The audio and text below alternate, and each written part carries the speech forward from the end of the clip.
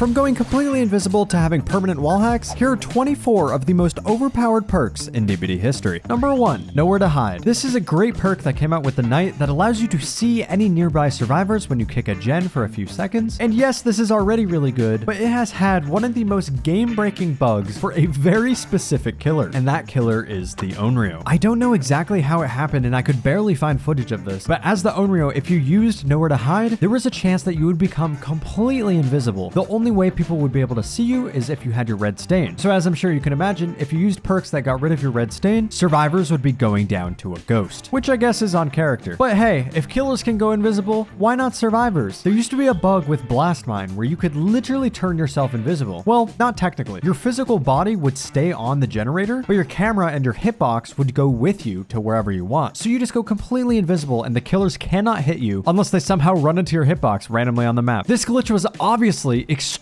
broken, and I'm glad that something like this doesn't exist anymore because it was super annoying. Number 3, We'll Make It. We'll Make It is still a very strong but underrated perk, allowing you to essentially double your healing speed after unhooking a survivor, and it lasts for 90 whole seconds, meaning you could heal the person that you just unhooked, but you could also use this perk to heal other people and pick up down survivors really quickly. Very, very good perk, and for anybody that's used it, you know exactly what I'm talking about. But this perk used to be so unbelievably overpowered, it was insane. A lot of people don't know about this, but it used to be able to stack up to 300% healing speed. We have a max of 100% now. It could go up to 3 times that, and it lasted for 2 whole minutes, and it affected self-healing speeds too. So you could quite literally heal yourself before the killer could even catch up to you if you got hit. It was absolutely broken. Look at this gameplay footage right here. You use We'll Make It to heal yourself before the killer can even vault the window or go around. It was obscenely broken. And of course, I have to pair this with the next perk, Self-Care. Everyone knows that Self-Care is an absolutely terrible perk nowadays, but back in the day, it used to be one of the most useful perks in the game. Nowadays, you heal yourself at 35% of the normal healing speed, but you used to be able to not only heal yourself at 80% of the normal healing speed, which means you only lost a couple of seconds, but it also increased the efficiency of healing with a medkit by 100%. For those of you who don't know, this means that you get double the amount of use out of your medkit. And back in those days, medkits were so much stronger than they are today. Self-Care was super stupidly broken, and I'm glad it's been nerfed to what it is today, although it still sucks that so many people use it for some reason. The next perk, which I'm sure you're probably going to be surprised about, is Saboteur. Saboteur nowadays is decently good. It allows you to go for some interesting plays, but back in the day, hooks could be permanently sabotaged. Every single hook on the map, except for the basement, could be permanently broken for the entire duration of the match. Granted, it did take like 30 minutes to do this. It allowed survivors to go stealthing around the map, sabotaging every hook on the map, and then 20 minutes later, they'll start actually playing the game. So the killers had to use Agitation and Iron Grasp if they wanted to have any chance of actually hooking survivors. But that's not even the worst part. The progress bars of sabotaging hooks wouldn't regress. So you could 99 hooks so that if a killer is taking a survivor to a hook, you could instantly sabotage it right in front of their face. This perk was completely broken, and we'll see if it makes a little bit of a comeback since they're buffing sabotage toolboxes. But there was one killer perk that allowed these hooks to respawn, and that was Hangman's Trick. Hangman's Trick is the next overpowered perk on our list, but it wasn't for this effect where it repairs the hooks automatically. Instead, it was actually a few years later when they reworked it into an aura perk. In the PTB where they tested this buff, whenever you were carrying a survivor, this perk would activate, and it would reveal the auras of any survivor within a 16-meter radius of a hook. A 16-meter tear radius. There are hooks within 16 meters of each other on some maps. So a majority of the time, you had wall hacks on every single survivor in the map while you were carrying a survivor. It was absolutely insane, but luckily they changed it down from 16 to I think 6 or 8 meters when the actual buff was released onto live servers. I'm sure a lot of you know this one, but one of the most overpowered perks in DBD history was the original Decisive Strike. I've talked about this before, and I'm sure you've heard it from many other YouTube videos, but this would work the first time you were picked up. That's it, with no prerequisites. You would just get off the killer's shoulder. Of course, you still had to hit the skill check, but the skill check didn't trigger until like a second later after being picked up. And killers realized something that they could do. Since the skill check took a little bit to trigger, they could just drop the survivor and then pick them back up, and then keep dropping them and picking them back up, and eventually make it to the hook without ever triggering the DS skill check. This was known as dribbling, and it was a complete workaround to this overpowered perk. And on top of that, it had the 5-second stun that we now have again today, even though they're now changing it to 4 seconds in the next patch. But this 5-second stun didn't mean anything if the killer was running Enduring.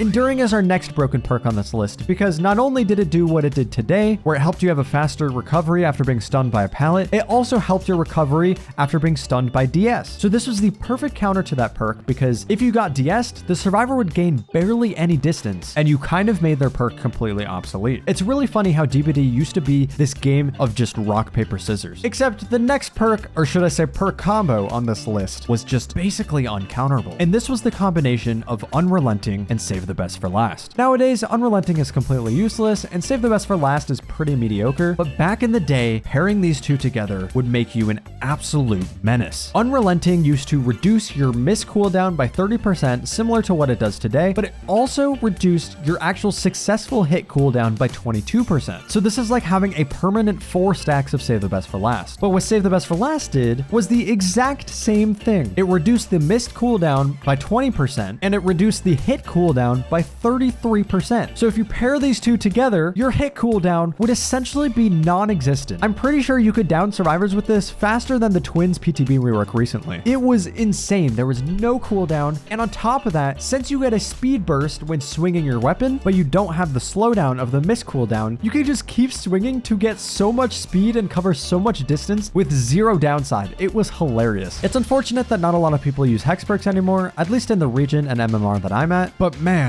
back in the day, hex perks used to be so overpowered. Let me give you a little rundown of the strongest hex perk that has ever seen the light of day, and this was the original Hex Ruin. So today, Hex Ruin automatically regresses generators if survivors aren't working on it, and it's been like that for probably 4, 5, 6 years now, honestly. It's been a while. But when it was first released, it was extremely annoying. What Hex Ruin did is it forced survivors to hit great skill checks if they wanted to progress the gen. Hitting a skill check, a good skill check, would regress your gen by 5%. That is half of the regression you get from just missing a skill check in general. But if you hit a great skill check, you wouldn't regress the gen at all. So you were forced to hit great skill checks or you would constantly be regressing the generator. And this was super, super annoying for survivors and very overpowered for killers. Plus, you have to remember, this is one of the first hex perks to ever be in this game. So this was back when people had no idea where totem spawns were, and most survivors probably didn't even know what hex perks were to begin with. But eventually it changed to its second very OP variant, where when survivors were not working on the gen, it automatically regressed at 200% speed, which still was extremely strong, but it wasn't super overpowered because it was very high risk, high reward because survivors started to learn where totems spawned until the release of Blight. Blight came with another hex perk called Hex Undying. We know it today as the hex perk that gives your other hex perk an extra life, but when this perk was released, it was completely RNG based. Let's say you had Hex Ruin and Hex Undying. If they cleansed the totem that was Hex Ruined, that totem would be transferred to another dual totem. If a survivor found that new hex totem and they cleansed that, it would again be transferred to another dual totem. And it would do this until no dual totems were left. The only way to counteract this was if the survivor cleansed the Undying totem instead of the Ruin totem. But they look exactly alike, so it was complete RNG whether or not the hex perk would have 2 lives or essentially 5. And this isn't even the extent of it. This perk also gave you aura reading on any survivor that was close to a totem, even if it was a hex totem. This means that you could see when survivors were cleansing your hex totems, and since there's hex totems in a ton of loops, you could get wall hacks on the survivors while you were chasing them. Having aura reading on totems and up to 4 extra lives on a hex totem made this perk one of the strongest perks to ever touch this game, until Merciless Storm. Now, Merciless Storm is one of the most fun perks in the game from a survivor's perspective, but it's not so fun when every single skill check on Merciless Storm would regress your generator. That's right, this was not a joke. This actually happened. Every single skill check that you hit with Merciless Storm would regress your gen. I actually wasn't affected by this bug because I think it was contained in a PTB, but I think the only way to actually counteract this was to let go of the generator, causing it to get blocked by Merciless Storm and then coming back to it later.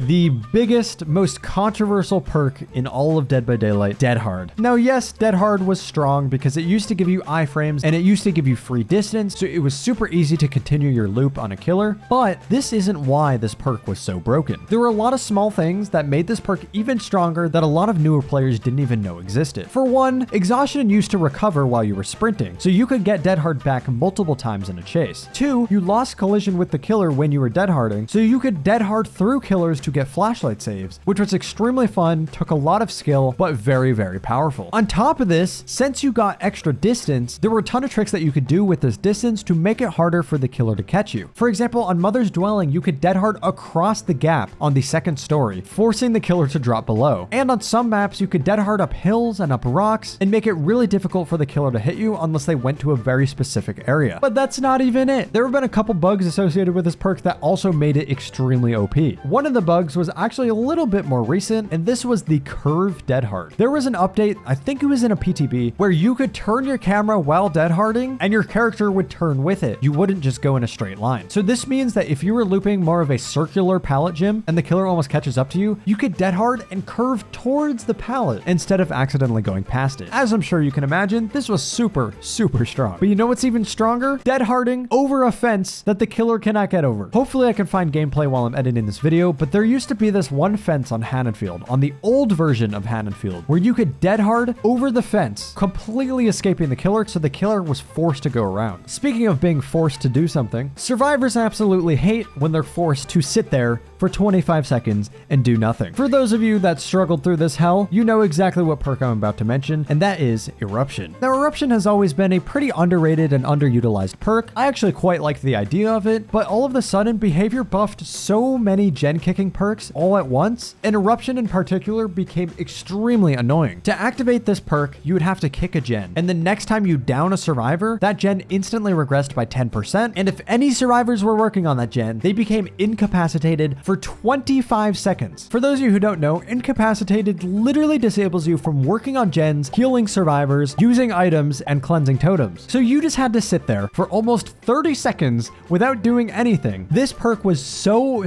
annoying, and on top of that, every single killer would also run Call of Rhine, which made gens regress at 200% speed when you kick it, and 2 other slowdowns. So it just made playing Survivor absolutely miserable. But a perk that made playing Survivor a little less miserable was Any Means Necessary. Any Means Necessary itself hasn't exactly been the strongest perk, but it was definitely broken at some points in DBD's history. There have been a couple bugs with it. One of the more mild bugs with this perk caused the pallet to not actually get lifted up when you lifted it up. Like, technically you did lift up the pallet, but the pallet would still visually show that it's down, so it would create this pallet that had no collision that you could walk through, but you could still throw it. It's kind of hard to explain, so hopefully this background footage helps. The pallet worked as intended, it was just a visual bug that showed that the pallet was still down. But this perk became very broken as soon as survivors figured out that if you spam Any Means Necessary on a pallet and another survivor tries to vault that pallet, there was a chance that you could get teleported on top of the pallet and access areas that the killer could not access. So survivors could use this perk to literally hold the killer hostage for the entire game. Luckily, this was after the kill switch feature was implemented, so this perk got immediately kill switched once Behavior realized that you could do this. Let's go back a little further in history. One of the perks I wish was kind of changed to what it used to be is Balanced Landing. This perk gives you a sprint burst after falling from a height, but it wasn't even an exhaustion perk back in the day. Instead, it had a 60-second cooldown, which meant that if you were able to last in chase for more than a minute, you could get this speed burst again. But that wasn't why this perk was so broken. This perk reduced your fall stagger by 75%, which is still a part of this perk today, but the difference is that back in this old version of Balanced, you would have this reduced fall stagger no matter what, even if the perk was on cooldown. And with how poorly designed some of the loops were, this literally created infinites where you could infinitely loop the killer. Definitely one of the strongest perks in the game. We got another broken survivor perk on this list. This is very similar to the original form of Decisive Strike, where you got this insane ability for doing absolutely nothing. For those of you who played back then, you know exactly what I'm talking about, and this is Medal of Man. Medal of Man activated after getting hit 3 times by the killer's basic attack, and once it's active, you gain permanent immunity to the next hit while you're injured. It's the same concept as Endurance, but Endurance didn't exist back then, but this meant that the killer just loses a free hit and loses a ton of distance, and the survivor did not need to do anything to get this ability. It was so insane. Something a little less insane, but still broken, was Hex Huntress Lullaby. Now, this perk has never exactly been strong. Yes, it's a noob stomper, but after a survivor plays for more than 3 hours, this perk will basically do nothing. There are a few builds here and there, like the Merciless Storm Impossible Skill Check Doctor build, which is so hard to hit,